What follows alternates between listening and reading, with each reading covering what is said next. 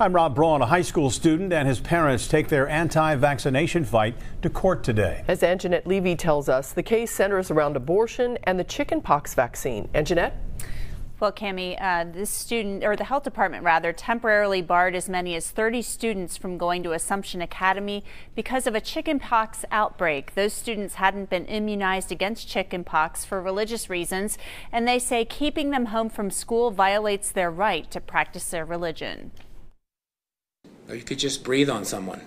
Dr. Gary Marshall says that's how easy it is to spread the chickenpox. He testified the Northern Kentucky Health Department did the right thing when it barred students, including Jerome Kunkel, from going back to Assumption Academy when they wouldn't get the vaccine.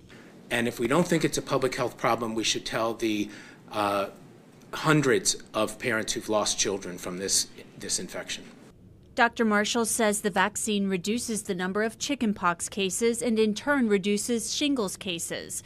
But Dr. Tony Bark testified it's irrational to bar students from school over chickenpox. It's good for the community to have children get chickenpox. They get it over with. They're not worried about when they're of childbearing years to then have it during pregnancy or to their infants. The Kunkles and other families at Assumption Academy oppose the vaccine because they say it's made with cells from aborted fetuses. But others say that's not true, and the vaccine comes from a cell line derived from a fetus and grows in a laboratory. The Kunkles see this as an attack on their religion. Well, they need to look at other alternatives, and that's what I'd like for them to do. And this should bring out awareness that they should look at other alternatives. Today, in my mind, it went great. I mean, a lot of things were brought up that obviously we had no idea about with, the more abortion. For its part, the health department says the Kunkles knew it was possible their son and others would be removed from school for not getting the vaccine. The right to practice their religion simply does not include the liberty to expose children and the community to a communicable disease.